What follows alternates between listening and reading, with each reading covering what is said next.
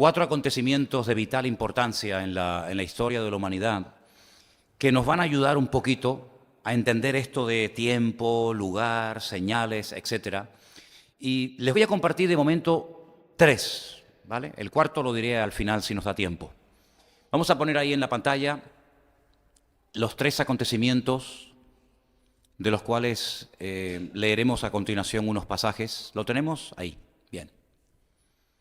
Noé, en su tiempo, fue capacitado por Dios para construir un inmenso barco. Un barco realmente gigantesco para su época, y gracias a la obediencia de Noé y gracias a la construcción de ese barco, la humanidad pudo salvarse. Y ahí hay una serie de detalles y de datos muy interesantes que vamos a ver en esta noche.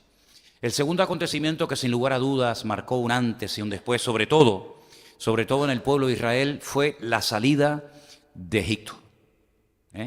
Llegaron 70 personas y 400 años más tarde salieron miles y miles y miles, tal vez millones de personas. El tercer acontecimiento tiene que ver con el cautiverio babilónico. Las tribus del norte no participaron de este cautiverio. Me imagino que ustedes ya saben a estas alturas que el país se fracturó, se dividió. 10 tribus formaron un país, un reino llamado el Reino de Israel. Y las 2 tribus del sur, Judá y Benjamín, formaron el reino de Judá, ¿vale? Fueron las 2 únicas tribus que permanecieron fieles a lo que había sido la casa de David. Y esas tribus del sur, no las del norte, repito, las del sur, como unos 140 y pico años después de la desaparición del reino del norte, son llevadas a Babilonia y están 70 años. Y esas tribus son las que vuelven. Las otras prácticamente desaparecieron o son lo que se conoce como el nombre de las tribus perdidas. Y el cuarto acontecimiento lo pondremos más adelante. Vamos a comenzar por el primero. Génesis capítulo 6, versículos del 11 al 22, nos da una información muy interesante acerca de este acontecimiento de impacto mundial. Porque el diluvio no fue algo local, algo que afectó a los poquitos que había por aquella zona, sino que el diluvio fue algo universal. Miles, tal vez millones de personas murieron, animales desaparecieron, nunca más se supo nada más de ellos. Muchísimas especies, tanto de aves como de animales, de mamíferos y plantas desaparecieron. Pero en el capítulo 6, a partir del versículo 11, nos da una de las razones por las cuales Dios decidió actuar tan drásticamente. Dice que la tierra estaba totalmente corrompida delante de Dios. Esto es muy importante, porque dice que esa corrupción se hacía delante de Dios. Y además la tierra toda estaba llena de violencia. Así que juntemos violencia y corrupción, o corrupción y violencia. Fue algo que motivó a Dios a decir, basta, hasta aquí hemos llegado. Dios miró a la tierra y he aquí que estaba corrompida, porque toda carne había corrompido su camino sobre la tierra. Dijo pues Dios a Noé, solo a él, no fue un mensaje que todo el mundo oyó, sino solamente a Noé le dijo, he decidido el fin de todo ser, porque la tierra está llena de violencia a causa de ellos, y aquí que yo los destruiré con la tierra. Hazte un arca de madera de gofer, harás aposentos en el arca y la calafatearás con brea por dentro y por fuera. Y de esta manera la harás. Ahí están las medidas. 300 codos de longitud del arca, 50 codos de ancho y 30 codos de altura. Una ventana, una sola. Una ventana harás al arca y la acabarás a un codo de elevación por la parte de arriba. Y pondrás la puerta del arca a un lado. Y le harás piso bajo, segundo y tercero. He aquí que yo traigo un diluvio de agua sobre la tierra para destruir toda carne en que haya espíritu de vida debajo del cielo. Todo lo que hay en la tierra morirá. Mas estableceré mi pacto contigo y entrarás en el arca tú, tus hijos, tu mujer y las mujeres de tus hijos contigo. Y de todo lo que vive, de toda carne, 2 de cada especie meterás en el arca, para que tengan vida contigo, macho y hembra serán. Versículo 20. De las aves según su especie y de las aves según su especie, de todo reptil de la tierra según su especie, 2 de cada especie entrarán contigo para que tengan vida. Toma contigo de todo alimento que se come y almacénalo y servirá de sustento para ti y para ellos. Y terminamos con el 22 que dice, y lo hizo así Noé, hizo conforme a todo lo que Dios le mandó. ¿Cuántos dicen amén? Bueno, es fácil leer esto, pero entenderlo es complicado, en el sentido de que para Noé era totalmente nuevo lo que aquí se le estaba diciendo a él. Nosotros miramos atrás y sabemos lo que es la lluvia, sabemos lo que es el diluvio, sabemos lo que es el arca, etc. Pero para Noé eran conceptos totalmente nuevos. Incluso el lugar en el que estaba construyendo el arca fue bastante sorprendente, porque no la está construyendo al lado de un puerto, no la está construyendo al lado del mar, sino tierra adentro, como una especie de en el desierto. Construir un barco de casi 300 metros de largo, eso es un disparate construir un barco allí.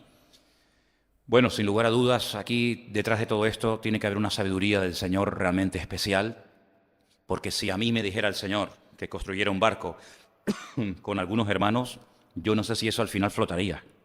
Yo no sé si al final nos moriríamos, ¿no? Pero la Biblia nos enseña que estuvo casi 120 años construyendo este barco y además hizo una cosa muy bonita, y es que supo involucrar a su familia en la obra de Dios. No era un loco que se aventuró a construir un barco y la familia se reía de él o se oponía, sino que él, a sus 3 hijos, Sem, Cam y Jafet, los logró envolver en la visión de Dios, en el plan, en el diseño de Dios, y a las esposas de estos y a su misma esposa, y al final sabemos que todos se salvaron, 8 en total, ¿vale? 3 hijos, las esposas, su esposa y él, 8 personas en total. Ahora, si en aquel momento Noé hubiera tenido un sueño personal, automáticamente con esta orden desapareció. Es decir, la voluntad de Dios para la vida de Noé anulaba cualquier proyecto personal que éste pudiera tener. A partir de ese momento en el que recibe la orden de construir el barco, la vida de Noé cambia radicalmente. Ya no hay sueños personales, ya no hay vacaciones, ya no hay yo quiero, yo siento, sino que todo gira en torno al llamado de Dios. Su tiempo, su familia, su energía, su dinero, sus recursos, etcétera, etcétera, etcétera. 120 años metido día tras día construyendo aquel inmenso barco. Uno se pregunta, ¿para qué un barco tan grande para simplemente 8 personas? Bueno, realmente el arca tenía capacidad para que muchas personas pudieran salvarse, pero no quisieron salvarse. Tuvieron más actitud de obediencia a los animales que los mismos seres humanos. La Biblia nos enseña que Noé no solamente construyó el arca, sino que el Nuevo Testamento nos da la información de que Noé predicaba la palabra. Y predicaba advirtiendo a sus vecinos, a las personas que le rodeaban y le conocían, que vendría un diluvio tremendamente destructivo y que si no se preparaban y se metían en el arca con él, perderían la vida. Y vemos que Noé aprovechó el tiempo tanto en lo material como en lo espiritual. Pero vemos que la gente no respondió a su llamado. La gente fue desobediente, la gente rechazó, probablemente hubieron burlas, probablemente hubo oposición, no lo sabemos. Pero lo que está bien claro es que esos 120 años de Noé fueron años en los que él, toda su vida, giró en torno al llamado y a la carga que Dios puso en su corazón. Cuando el Señor Jesucristo aparece, y lo vemos en los evangelios predicando y enseñando y recorriendo su país, Él habló de Noé. Quiero recordarles que el Señor Jesucristo mencionó a unos cuantos personajes del Antiguo Testamento. No sé si en este momento serías capaz de recordar 5 o 6 personajes del Antiguo Testamento que Cristo mencionó. Pero uno de ellos fue a Noé. Noé dijo que cuando él volviera por segunda vez, los tiempos, la generación que precedería a su venida, sería como la generación de los tiempos de Noé. Y ahí nos agarramos otra vez al famoso texto, ¿qué es lo que será? Pues lo mismo que fue. Y ahí nos podemos dar cuenta de que para conocer lo que va a hacer Dios en el futuro, hay que conocer lo que Dios hizo en el pasado. Porque conociendo el pasado podemos conocer el futuro, y el futuro es casi el reflejo o la sombra de lo que ya ocurrió en el pasado. Lo que pasa es que nosotros vivimos, digamos, en un aspecto, en una dimensión de tipo espiritual, y lo que ocurría en lo material en el Antiguo Testamento es lo que después vemos nosotros en una forma espiritual, ¿verdad? Pero la misma violencia, la misma corrupción, la misma inmoralidad que había en los tiempos de Noé se volvería a ver. De hecho, ya lo estamos viendo, no es algo que nos toma de sorpresa, ¿verdad? Lo que quiero destacar con este acontecimiento universal, donde murieron miles de personas, es que Noé sabía perfectamente lo único que podía esperar ver en su tiempo, y era un diluvio. Él no podía tener ningún otro tipo de sueño, ningún otro tipo de ambición personal. Por ejemplo, para hacer un paréntesis, ¿saben que el rey David, que él sabía perfectamente a lo que el Señor lo había llamado y a lo que no lo había llamado, a lo que lo había capacitado y a lo que no lo había capacitado, él tuvo en un momento particular de su vida un sueño personal, un deseo, que era el de construir una casa para Dios, construir un templo. Un profeta Natán, le dijo en un momento determinado: adelante, haz todo lo que Dios ponga en tu corazón. Sin embargo, la Biblia nos enseña que no era la voluntad de Dios que este hombre se dedicara a construir un templo. Es decir, sus sueños no coincidían con la voluntad de Dios para su época. Y esto es algo que tenemos que tener bien claro en nuestra vida. ¿A qué nos ha llamado el Señor y a qué no nos ha llamado el Señor?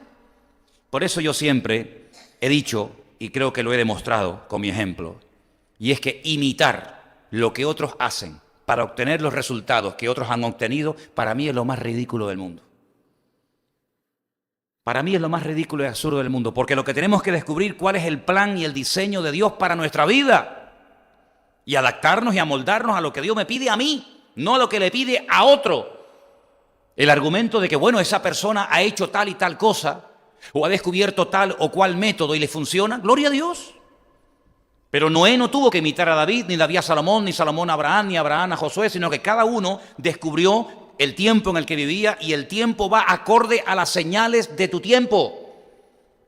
Hay señales que son típicas de ciertos y determinados momentos, y hay otras que no. Y hay un texto que descubrí en estos días, leí en estos días, que nos va a ayudar mucho para entender lo que intento enseñar en esta tarde. Y está en Mateo, capítulo 12, versículo del 38 al 41. Repito, Mateo 12, del 38 al 41. Ahí nos da una clave muy interesante para entender esto de tiempo, lugar, señales, etc. Entonces, respondiendo algunos de los escribas y de los fariseos, diciendo: Maestro, deseamos ver de ti, ¿qué? Señal. Queremos ver una señal. Él les respondió y les dijo: la generación mala y adúltera demanda señal. Esto es muy importante, ¿eh? Porque tal vez ustedes conocerán a creyentes que siempre están buscando y pidiendo señales. Bueno, pues dice la Biblia que la generación que pide señales es la generación que tiene dos características. Es una generación mala y es una generación adúltera. Pero la señal no le será dada, sino la señal lo llama del profeta Jonás, otro personaje que Jesús cita en su ministerio. Porque como estuvo Jonás en el vientre del gran pez 3 días y 3 noches, así estará el Hijo del Hombre en el corazón de la tierra 3 días y 3 noches. Y el verso 41 dice: los hombres de Nínive se levantarán. Ahí hay una alusión directa a la resurrección, porque los hombres de Nínive en la época de Cristo ya estaban todos muertos. Pero ahí está hablando de la resurrección. Los hombres de Nínive se levantarán en el juicio con esta generación y la condenarán, porque ellos se arrepintieron a la predicación de Jonás, y aquí más que Jonás en este lugar. Es decir, al Señor Jesucristo le exigían que Él hiciera señales que demostraran que Él realmente era el Mesías. Y Él dice: mira, si están ustedes pidiendo y demandando constantemente que haga señales, ustedes se caracterizan por ser una generación mala y adúltera. Y ustedes sí van a ver una señal, pero no la que quieren ver, no la que les gustaría ver, sino ustedes van a ver la señal del profeta Jonás. Y me llama mucho la atención la palabra que utiliza Cristo, la palabra señal, ot, de la cual hablaremos también esta noche. Es decir, la generación de Noé no vio la señal del profeta Jonás, porque no era la señal que ellos tenían que ver en su época. La generación del Señor Jesucristo no vio las señales o los acontecimientos de la generación de Noé, porque no era la que le correspondía ver ni experimentar. Es decir, cada generación tiene sus características. No eran igual, y aquí entraríamos en el tema de la historia de la iglesia, ¿no? No eran igual los cristianos, los hermanos nuestros, en la década de los años 60, que después, posteriormente, en la década de los años 80, por ejemplo. Es interesante ver cómo eran las iglesias, qué se predicaba, qué era lo que más corría, lo que más se enseñaba en las iglesias a nivel general en los años 60 y lo que, por ejemplo, se predica hoy en día. No tiene nada que ver. Es el mismo evangelio, la misma Biblia, el mismo Señor, pero la iglesia de los años 60, como la iglesia del siglo I, no tiene nada que ver con la iglesia del siglo XV o con la iglesia que vivió y le tocó vivir la Segunda Guerra Mundial, que hubieron miles de cristianos durante la Segunda Guerra Mundial, pero su vida era muy diferente a la vida de nosotros hoy en día. Si las señales, las características, ¿verdad? Lo que se podía ver, lo que no se podía ver, era completamente diferente. Y por eso es muy importante que sepamos discernir el tiempo en el que estamos viviendo, para que no esperemos lo que no tenemos que esperar, pero que sí estemos preparados para lo que nos viene encima. ¿Cuántos dicen amén? Entonces, ¿por qué pongo el ejemplo de Noé? Porque Noé es el típico personaje de la Biblia que Dios le cambió la vida y le dijo, no, lo que va a pasar es esto, esto y esto. Pero fíjate, cuando Jesús habla de él, dice algo muy interesante. Dice, como estaban en la época de Noé casándose y dándose en casamiento y no entendieron, me gusta mucho esa expresión, sí, llegó un momento que sí entendieron. Dice, pero entendieron ya tarde, hasta que vino el diluvio. Ahí comenzaron a entender, ahí comenzaron a darse cuenta que lo que Noé les había dicho era verdad, pero antes no entendía nada, pero cuando entendieron era demasiado tarde. Es decir, que la generación de Noé, la única señal que iban a ver no era ni la muerte de Cristo, ni la resurrección de Cristo, ni la predicación del Evangelio, ni la extensión de la iglesia por toda la faz de la tierra, por los 5 continentes, sino el diluvio. Y te preparas para lo que viene, o amigo, pierdes la vida. Sin embargo, cuando vamos, por ejemplo, a Génesis, capítulo 15, del versículo 13 en adelante, vamos a ver unas palabras pero que muy interesantes, que Dios mantiene con el patriarca Abraham, que en ese momento era Abraham, todavía no le había cambiado el Señor el nombre. El Señor le dijo a Abraham, ten por cierto que tu descendencia morará en tierra ajena. Claro, nosotros entendemos esto porque miramos atrás y vimos que todo esto se cumplió, pero es una información nueva, fresca. El patriarca Abraham en ese momento, la primera vez en la vida que oye estas palabras, es ahí. Dios le está diciendo, ten por cierto, no lo dudes, que tu descendencia morará en tierra ajena. Y además le dice, y serán esclavos allí, en esa tierra ajena. Y será oprimida, y le da una cifra. Eso es muy importante, cuando Dios da años, cuando Dios da una cifra, ojo amigo, porque eso es verídico. 400 años. Es decir, Abraham sabía perfectamente que su descendencia serían esclavos en un país extranjero y sabía lo que les iba a ocurrir y durante cuánto tiempo estarían siendo oprimidos. 4 siglos, 400 años. Dios le da una información antes de que ocurra dicho acontecimiento con 400 años de antelación. Sin lugar a dudas, esta información él se la transmitió a su hijo Isaac, Isaac se la transmitió a Jacob, etcétera, etcétera. Más también, versículo 14, a la nación a la cual servirán, juzgaré yo, y después de esto saldrán con gran riqueza. Esclavos, pero ricos. Y esto me llama mucho la atención, porque no es normal que después de 400 años de esclavitud fueran una de las naciones más ricas del mundo. Y sin embargo, eso fue lo que pasó. Fueron esclavos, lo perdieron todo durante el período de la esclavitud, pero cuando salen hasta arriba de riqueza, porque dice que los egipcios se lo daban a ellos. Y tú vendrás a tus padres en paz y serás sepultado en buena vejez. Y hay un versículo más, me parece, sí. Y a la cuarta, ahí está, a la cuarta generación volverán acá. No a la segunda, no a la tercera, a la cuarta. Hay que contar. Primera generación, segunda, tercera. A la cuarta generación vendrán acá. ¿Dónde es acá? Donde Dios le está hablando en ese momento a Abraham. Porque aún no ha llegado a su colmo la maldad del amorreo hasta aquí. Es decir, escucha bien, porque yo te voy a decir lo que va a pasar. Tu descendencia van a ser esclavos. Se está refiriendo evidentemente a Egipto. La palabra Egipto, lo dijimos ya muchas veces, es Mitzraim en la Biblia. Hay dos M's, 2 letras M diferentes en hebreo. Una M que es abierta y una M que es totalmente cerrada. La palabra Mitzraim contiene las dos letras, las dos M. Cuando se escribe al final de una palabra con la letra M, se tiene que utilizar la Mensofit, es una letra M cerrada, como un cuadrado, totalmente cerrada. Eso es lo que iba a ser Egipto. Una puerta abierta, pero al final se terminaría cerrando y caerían en la esclavitud. Y después de 400 años, yo los sacaré, pero no los sacaré de cualquier manera, deprisa y corriendo, sino los sacaré con gran riqueza y volverán otra vez aquí y este país será vuestro para siempre. Si los datos que le está dando el Señor a Abraham son espectaculares.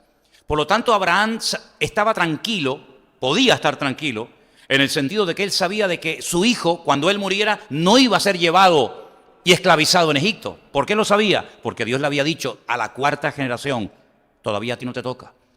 Abraham sabía perfectamente cuánto tiempo su descendencia estarían esclavizados en Egipto. ¿Cómo lo sabía? Por los datos, por la información que el Señor le había provisto previamente. Entonces, él se preparó y preparó a su descendencia para lo que se le venía encima. Y vuelvo a repetir, si no sabemos el tiempo en el que estamos viviendo, no vamos a saber qué es lo que Dios va a hacer y qué es lo que Dios no va a hacer. Haremos una mezcla y estaremos esperando cosas que no van a ocurrir o a la inversa. ¿Por qué dice la Biblia? Velad y orad, velad y orad, velad y orad, para que aquel día no os sorprenda como ladrón en la noche. Es decir, el creyente del siglo XXI que somos nosotros tiene que saber que no vamos a ver la señal del profeta Jonás, que esa fue una señal para la generación de Cristo, que no vamos a ver la liberación de la esclavitud de los hijos de Israel de Egipto, no vamos a ver el diluvio, sino que veremos otro tipo de señales que ellos no vieron, pero que nosotros sí veremos. Y por eso es muy importante saber, el lugar es muy importante, pero también el tiempo. Y el tiempo marca la señal y la señal me indica el tiempo en el que estoy viviendo. Hay otro tercer ejemplo que os quiero poner, también de fechas, de datos, y se encuentra en Jeremías. Profeta Jeremías, capítulo 25. Dice en el versículo del 11 al 12. Jeremías 25, del 11 al 12. Y dice así: toda esta tierra será puesta en ruinas y en espanto. Eso es lo que hay, amigo. Eso es lo que hay, es lo que Dios ha decretado. Toda esta tierra será puesta en ruinas y en espanto. Servirán estas naciones al rey de Babilonia, ¿cuántos? 70, no 80, no 120, no 50, 70 años servirán al rey de Babilonia. Cuando sean cumplidos, ni antes ni después, amigo, cuando sean cumplidos los 70 años, castigaré al rey de Babilonia y a aquella nación por su maldad, ha dicho el Señor. Y a la tierra de los caldeos y la convertiré en desierto para siempre. Capítulo 29, verso 10, 29, 10, para aportar más información, dice, así ha dicho el Señor, cuando en Babilonia se cumplan los 70 años, otra vez reitera la cifra, cuando se cumplan los 70 años en Babilonia, yo os visitaré y despertaré sobre vosotros mi buena palabra para haceros volver a este lugar. 3 acontecimientos: el diluvio, que el Señor le dijo a Noé cuándo lo iba a producir y cuánto tiempo estaría en el arca; la salida del cautiverio en Egipto a través de Moisés, a la 4ª generación, ¿verdad? Y el cautiverio babilónico que se llevaría a cabo sí o sí por 70 años. Ahora pueden entender ustedes, cuando Daniel está en Babilonia, que fue llevado cautivo cuando era joven, junto con otros muchos, dice que leyendo en los libros, evidentemente los libros del profeta Jeremías, él sabía que el tiempo estaba a punto de cumplirse, porque el Señor había establecido un tiempo, y el tiempo eran 70 años. Cuando se cumplan los 70 años, se acabó el cautiverio y ya el Señor nos volverá a llevar a nuestra tierra. Por eso les decían los profetas, habitúense, acostúmbrense a vivir allí, no estén todos los días orando, Señor, sácanos de aquí, no se amarguen, no se depriman, porque por mucho que oren, por mucho que ayunen, por mucho que hagan guerra espiritual, como lo llaman algunos, por mucho que se pongan, de aquí no van a salir hasta que se cumplan 70 años. Yo he visto con mis propios ojos en Jerusalén muchas veces a grandes grupos de cristianos, con sus pastores al frente, orando allí en el cótel, en el famoso muro de los lamentos, para que no venga la gran tribulación. Y para mí es perder el tiempo. Porque la Biblia nos enseña que lo que tiene que venir vendrá, ores o no ores, lo esperes o no lo esperes.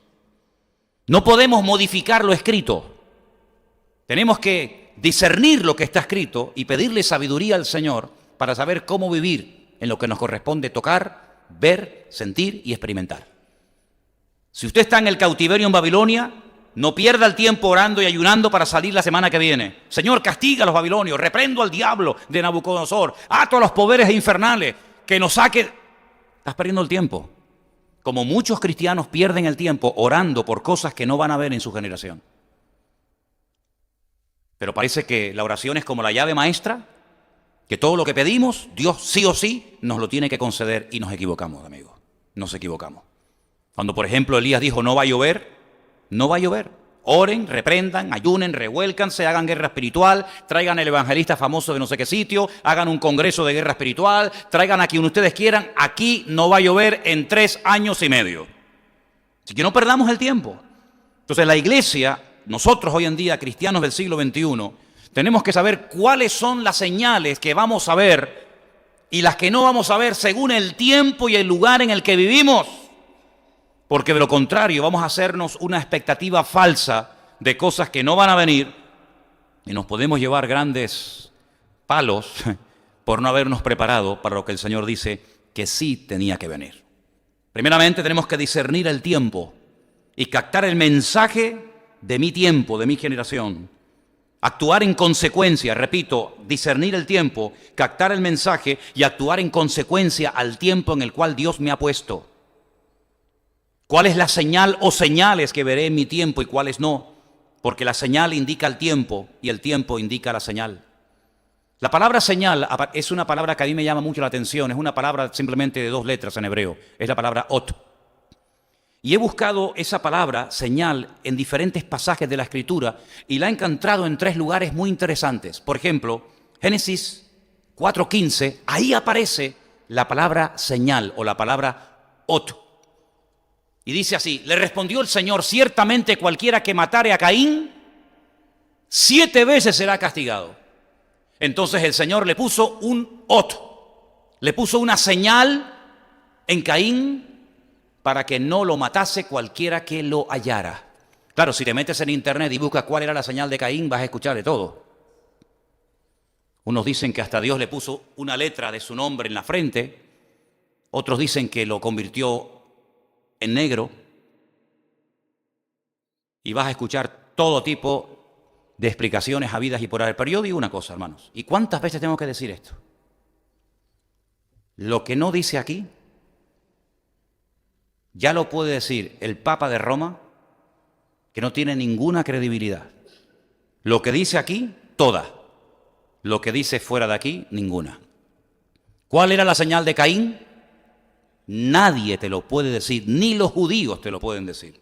¿Sabes por qué? Porque la Biblia no lo dice. Y lo que la Biblia no dice, ¿cómo se atreve alguien a decirlo? ¿Cuál es su fuente de información? Cuando nuestra fuente de información es la palabra de Dios. Ella es la fuente, de aquí sacamos nuestra información. No es que yo siento, a mí me importa un pepino lo que usted sienta, querido. Es que yo tuve un sueño, me da igual lo que usted tuvo. Toda experiencia, toda declaración que hagamos y que salga por nuestros labios tiene que ser avalada por la palabra de Dios. Si la palabra de Dios no le avala, no le confirma con textos bíblicos su declaración, no sirve de nada. Por lo tanto, sabemos que Dios le puso algo, una señal, un ot a Caín en su vida, de tal manera que lo protegió de que alguien lo matara. Pero ¿cuál es esa señal? Nadie lo sabe. Pero que fue tremendamente efectiva, pues también es cierto.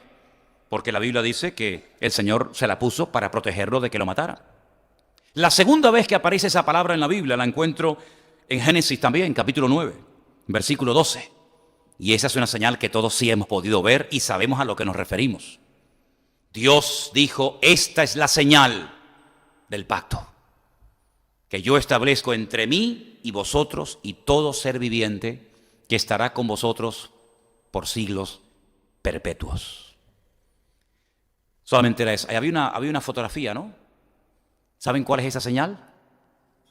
El arco iris. Ahí la tenemos. Qué cosa tan bonita, ¿eh?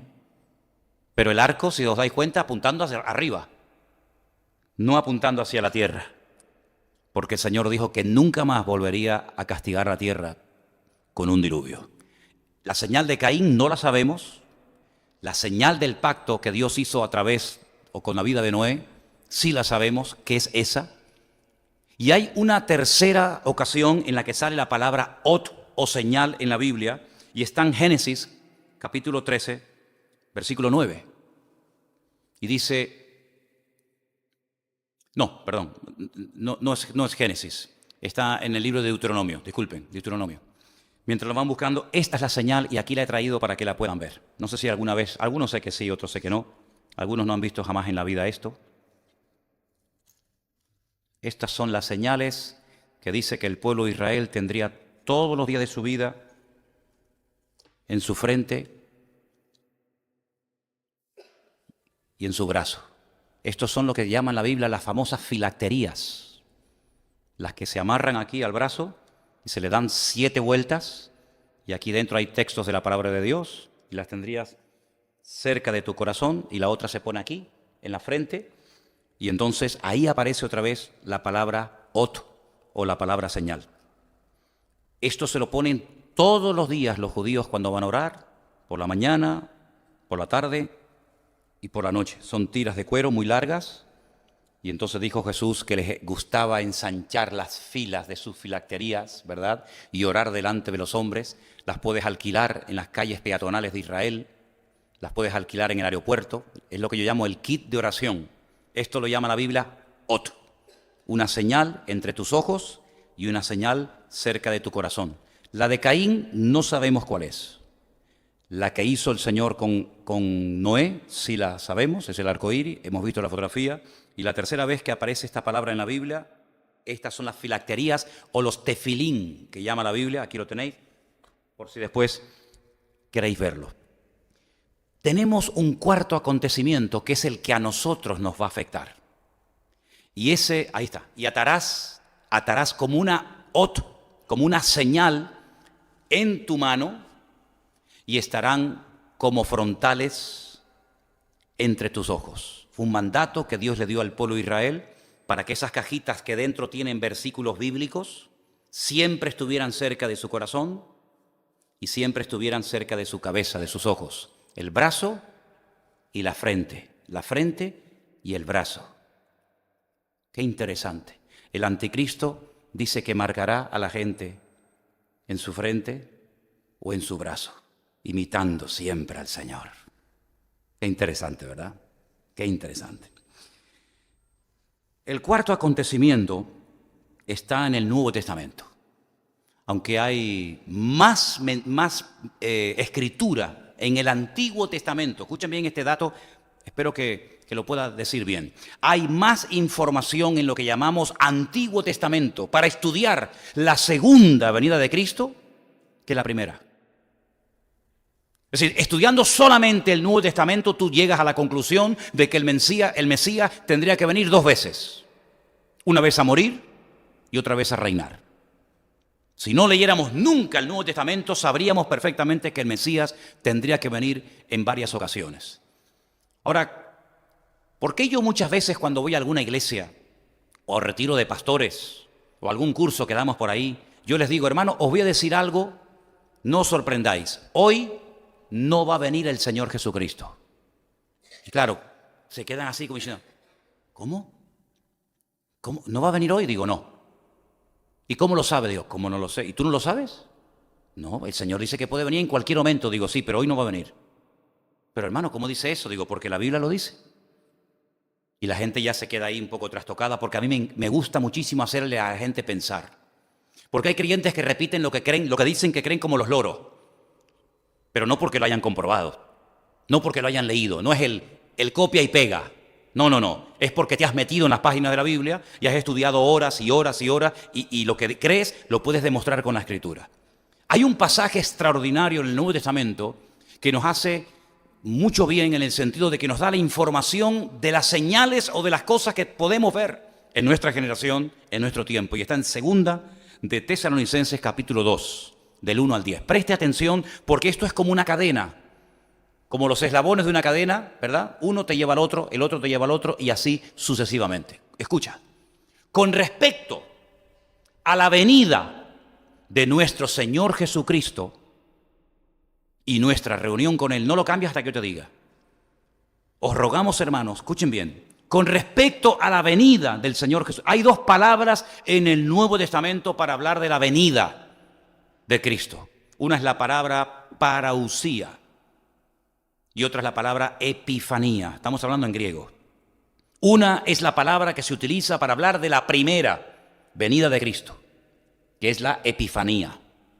Y otra es esta, con respecto a la venida, que es la palabra parausía, que es una palabra que se emplea única, repito, única y exclusivamente en el Nuevo Testamento cuando se hace referencia a la segunda venida de Cristo. Cuando Pablo está escribiendo esta carta a los tesalonicenses, ya Cristo se fue. Ya Él no estaba en la tierra como estuvo con sus discípulos. Por lo tanto, Pablo está hablando de una segunda venida, de la parucía, de la aparición visible y física del Mesías. Con respecto a esa venida, hermanos, os rogamos, cambiamos, que no os dejéis mover fácilmente de vuestro modo de pensar, ni os conturbéis, ni por espíritu, ni por palabra, ni por carta, como si fuera nuestra, en el sentido de que el día del Señor está cerca.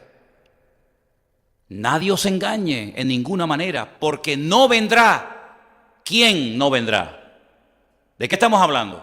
Del Señor, ¿sí o no? De la venida del Señor, de la parucía del Señor. Él no vendrá sin que antes, Él viene, claro que viene, pero no va a venir hasta que venga la apostasía. ¿Lo veis o no? Y se manifieste el hombre de pecado y el hijo de perdición. Paramos. Hermanos, no se pongan nerviosos, no se preocupen. El Señor viene pronto, el Señor está cerca, pero no vendrá. Pero está diciendo, viene, que no se preocupen, que Él viene. Pero no va a venir hasta que pasen dos cosas. La apostasía y se manifieste, se dé a conocer el hombre de pecado, el hijo de perdición. Primero, ¿qué es la apostasía? Dice el Espíritu claramente que en los postreros días algunos apostatarán de la fe escuchando a espíritus engañadores. ¿No dice eso una de las cartas de Pablo a Timoteo? La apostasía es la marcha atrás, la renuncia por parte de algunos que tal vez experimentaron, conocieron, probaron del don celestial, dice la Biblia, pero que dan marcha atrás, pisotean la sangre de Cristo, vuelven atrás, rechazan el Evangelio. También tiene que ver con el desmadre, con el descontrol, con todo vale. No hay principios, no hay valores, no hay moral, no hay nada. No hay absolutos, todo es relativo. Te gusta, hazlo. Te cae mal, no lo hagas.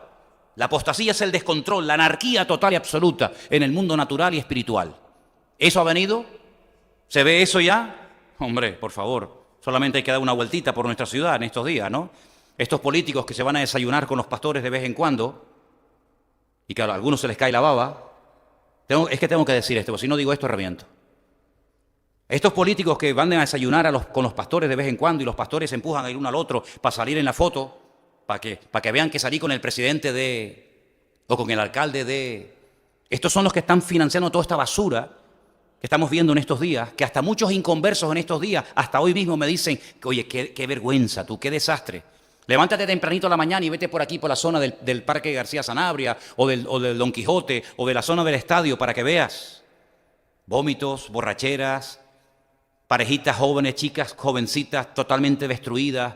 ¿Y quién potencia todo eso? ¿Quién permite todo eso? ¿Quién financia todo eso con nuestros impuestos? ¿Quién? Los mismos que van a los desayunos de los pastores. Los mismos. Así que por la mañana con Dios y por la tarde con el diablo, ¿no? Pues ¿qué te parece? La apostasía, el desmadre, el descontrol. Ya no hay principio. Tuve en Israel una semana y no vi ni escuché nada de noticias y que fui el hombre más feliz del mundo. Me monto en el avión y me dan el periódico y nada más abrí el periódico, en la primera página me encuentro joven, mata a su madre y se la come. ¿Dónde? Sería en África, ¿no? En Papúa Guinea. Sería en una tribu salvaje de África donde no ha llegado todavía el hombre blanco para que lo culturice. No, aquí en España. ¿Esto qué es? ¿Pero esto qué es? Canibalismo en el siglo XXI en Europa. Como aquel que un día en internet anunció que se quería comer a uno y fue un bobo y le dijo, sí, yo soy, me presento voluntario, y se lo comió. Es que es alucinante. Eso es lo que dice la Biblia que vendrá. Como los días de Noé, que el Señor miró y dijo, ¿pero esto qué es? Desmadre, un descontrol total y absoluto. Bueno, tal vez algún día explicaremos cuando dice la Biblia que los hijos de los hombres se acostaban con las mujeres y viceversa, ¿verdad? Y de ahí nacieron engendros terroríficos y Dios dijo, basta, se acabó.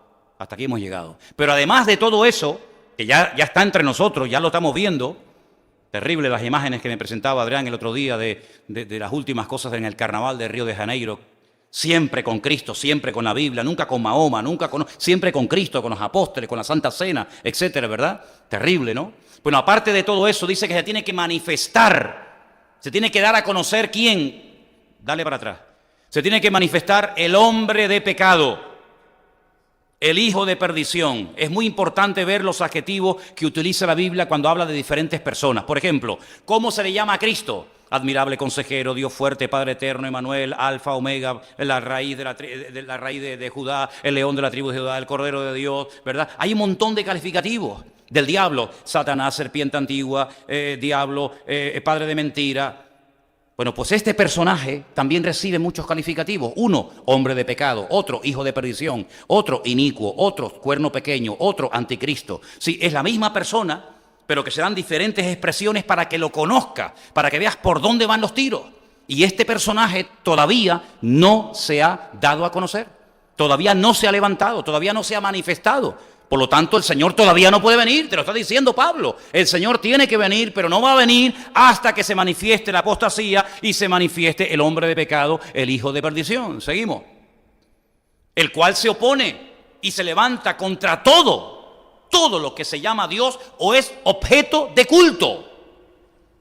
Tanto, y mira el ejemplo que pone, que se sienta. ¿Dónde? En el templo de Dios. Y claro, los cristianos dicen, ay, se sienta en la iglesia. Se sienta en el templo de Dios, como Dios, haciéndose pasar por Dios. ¿Y ese templo cuál es? ¿Cuál era el único templo que Dios tenía en aquella época, hermano? El templo de Jerusalén, mi hijo. ¿Y dónde está ese templo? No existe. No hay el templo de Jerusalén hoy en día. Es que he estado 13 años seguidos yendo a Jerusalén y todavía no se ha construido.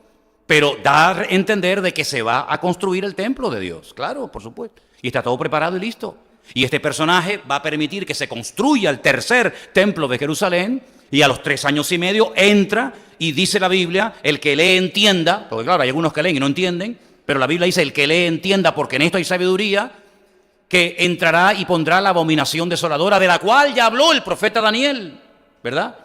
Y entonces dice la Biblia que este hombre entra y se sienta en el templo de Dios haciéndose pasar por Dios. ¿No os acordáis que cuando yo todavía estaba con vosotros os decía esto? Ahora déjeme que haga un inciso. El tiempo o el lugar donde más tiempo Pablo estuvo, ¿cuál fue? Éfeso, 2 años. Después, Corinto, 1 año. Y así sucesivamente.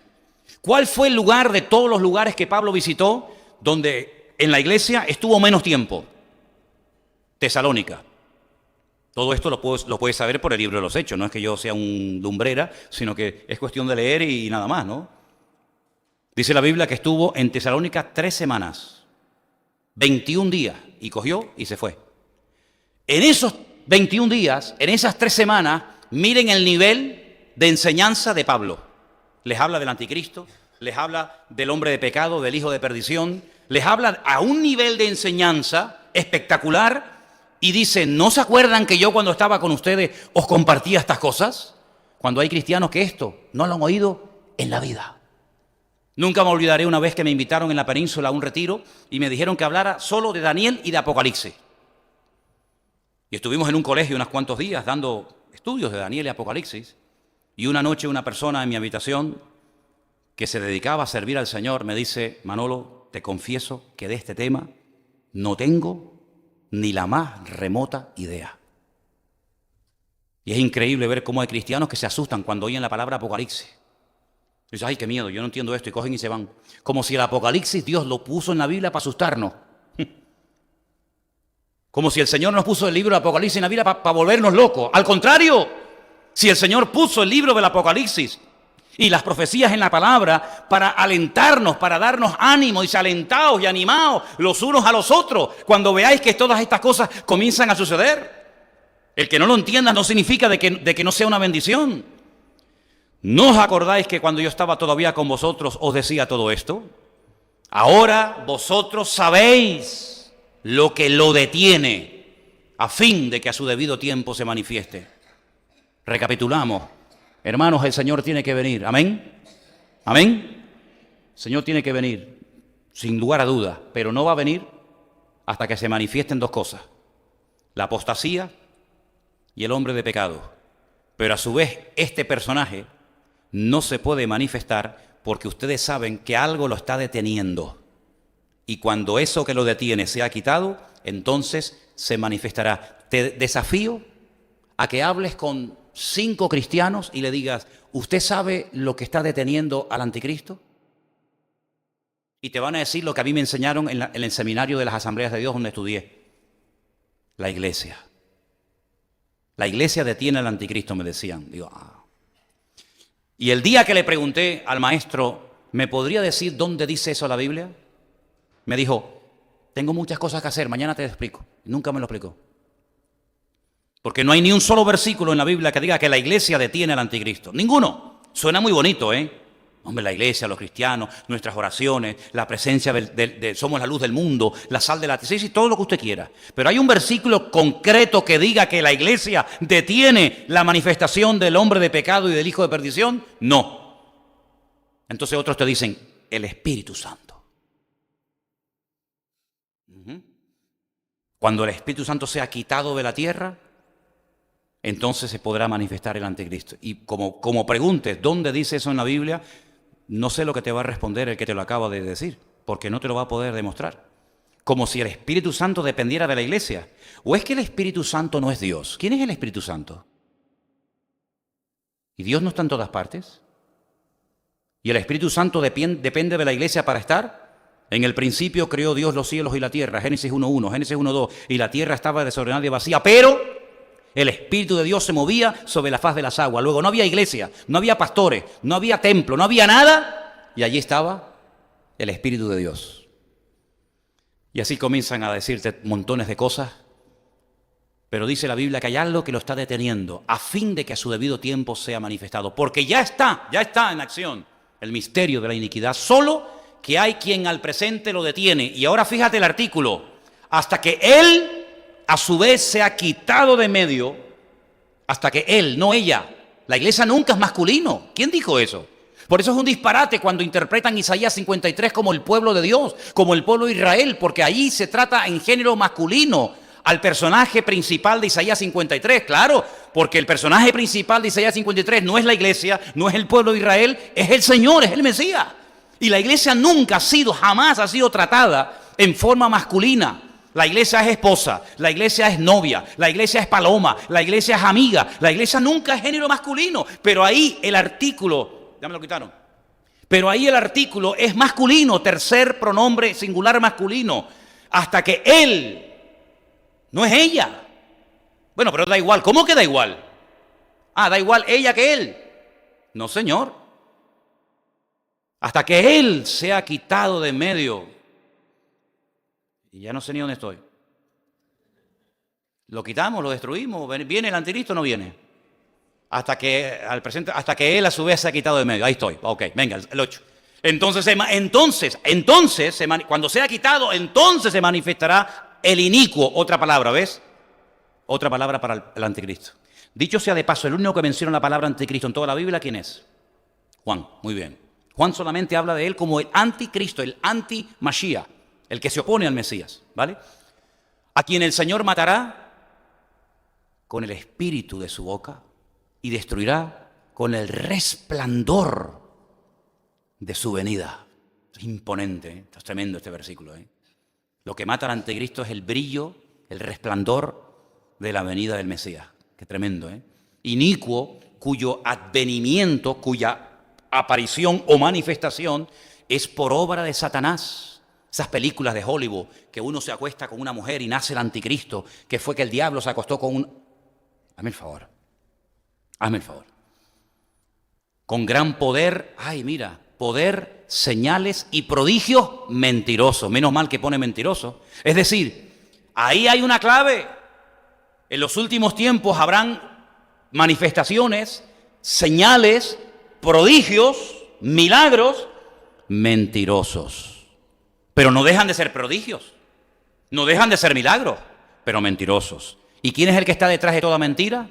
Satanás, que a él se le llama padre de mentira. Oye, esto es un milagro. Sí, pero es un milagro mentiroso. ¿Por qué? Porque lo ha producido el autor de la mentira, que es Satanás. Me encontré una vez hace años a un pastor en Madrid que me dijo que el domingo en su iglesia había llovido oro. Interesante. Digo, y cayó mucho. Ese hombre, no era para recogerlo con palas, pero algo cayó. Además, te lo puedo demostrar. Digo, ay, qué bien. Abrió así la chaqueta, se sacó, nada, un piquito ahí de papel, así chiquitito, y me dice, mira. Digo, espérate que yo con gafas no veo. Digo, ¿esto qué es? No, pero míralo bien, Manolo. Digo, ya lo estoy mirando bien, ¿no lo veo bien o qué? Dice, mira, este fisquito así de papel, yo lo que hice así del suelo, lo cogí así, y mira, esto es oro. Digo, perdone la expresión, pero le dije así, tú me estás vacilando, hermano. Es que tengo la impresión de que me estás tomando el pelo. Yo ya soy ya muy grande para que me tomes el pelo, ¿viste? Es decir, mi Señor hace una ciudad que tiene 7.000 kilómetros de largo, 7.000 de ancho y 7.000 de alto de oro puro.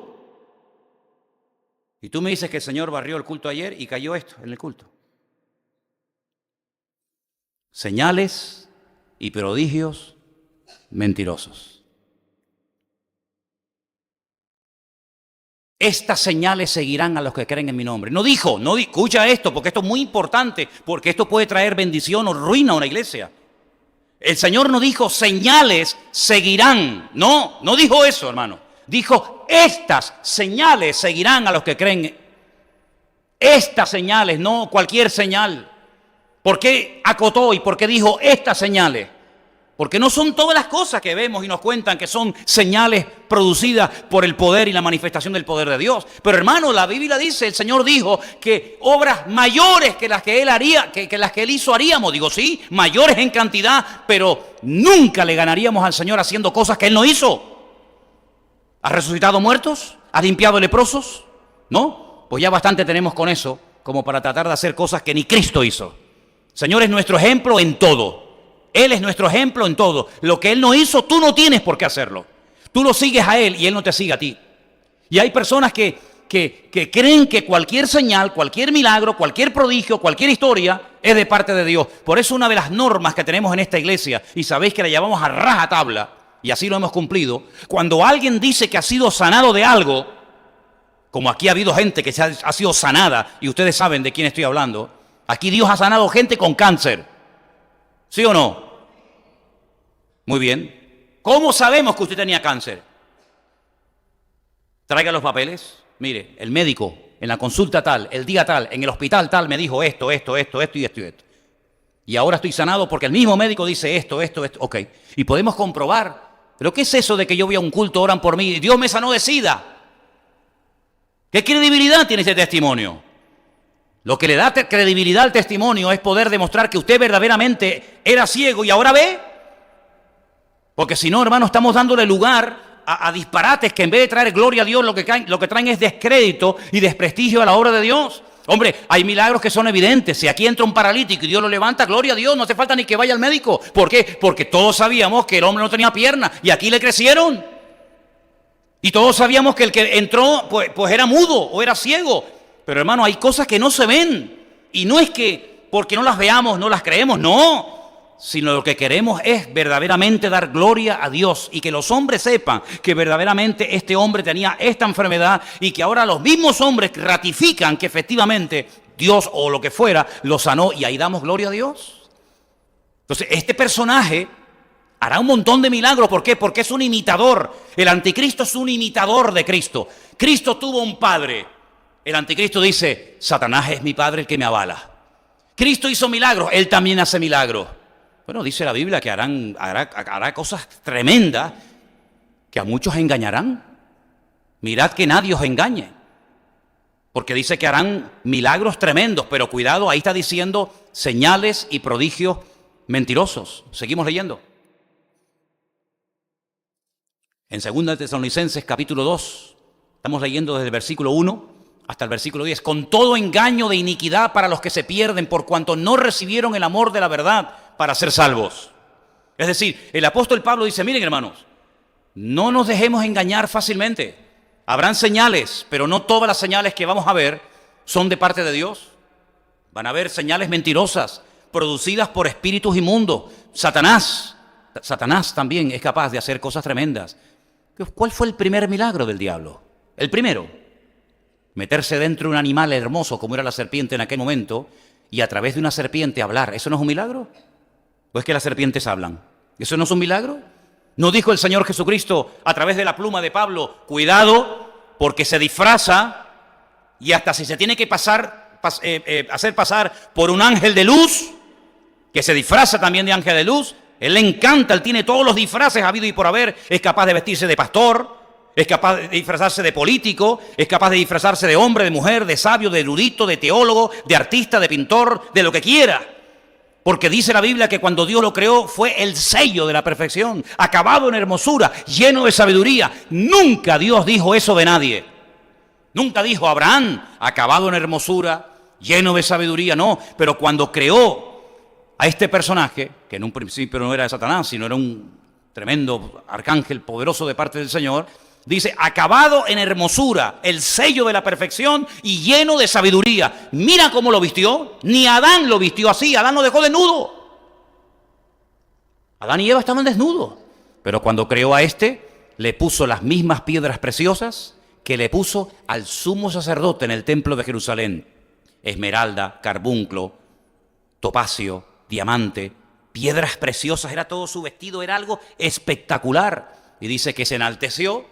Y allí comenzó su ruina, ¿te das cuenta? Entonces, las señales que vemos en el cautiverio en Babilonia, eran las señales típicas de su época. Así que no se preocupen si vamos a estar aquí 70 años. Adáctense, marquen una diferencia, aprovechen las oportunidades para testificar. Lamentablemente a veces somos como los camaleones, ¿verdad? Nos adaptamos a lo malo en vez de marcar una diferencia.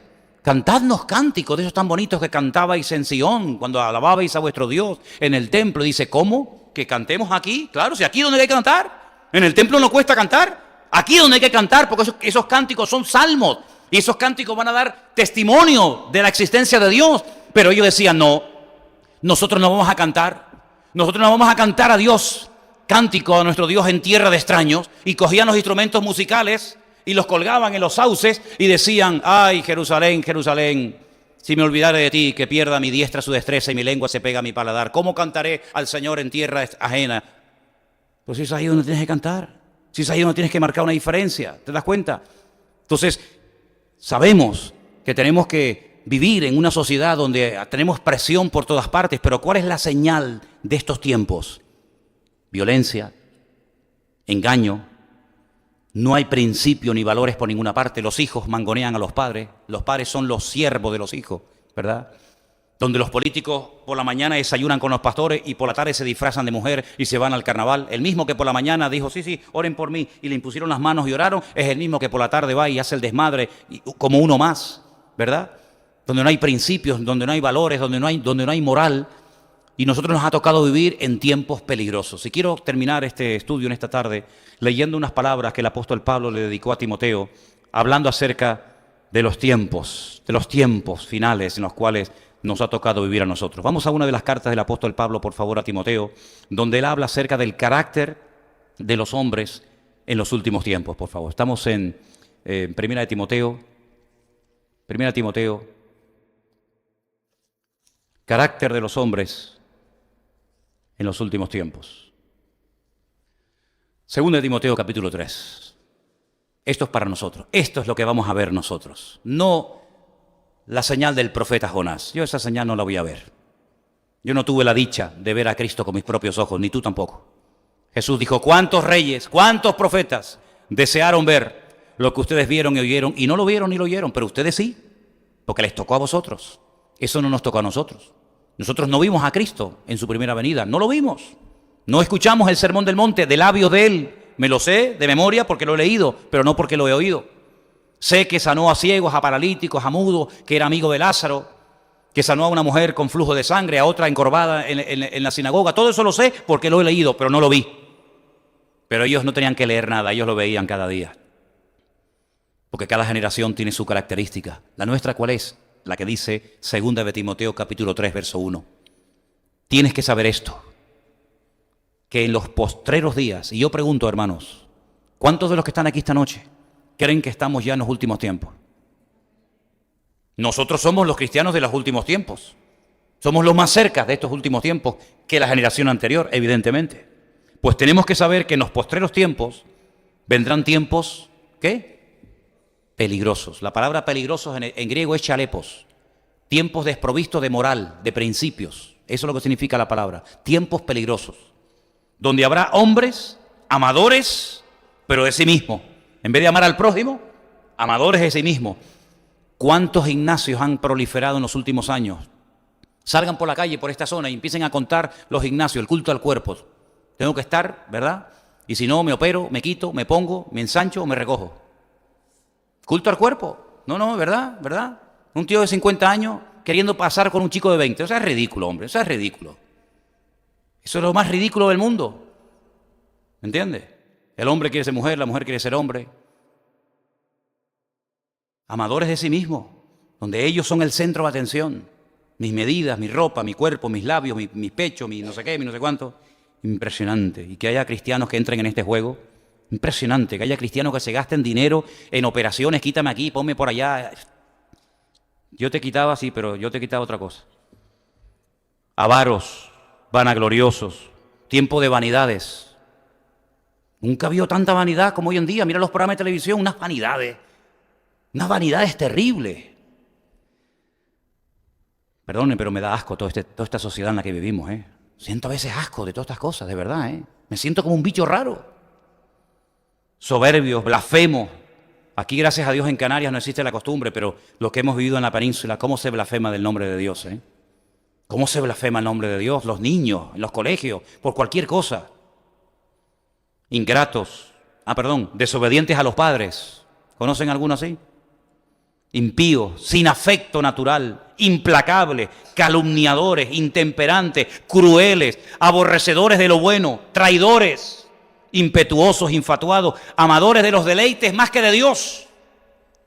Tendrán, eso me gusta, tendrán apariencia de piedad, pero negarán la eficacia de ella. A estos evita. Estos que están ahora en el desmadre total y absoluto son los mismos que después se ponen su frac, su chaqueta y su corbata con su bastón de mando y se van a las procesiones de Semana Santa en la laguna, con el Cristo de la Laguna, con la doña que está allí, un pueblo un poquito más abajo que va para el sur, ¿verdad? Los mismos que se desmadraron, los mismos que hicieron burradas, son los mismos señores que ahora con traje y corbata, con apariencia de piedad, sin vergüenzas.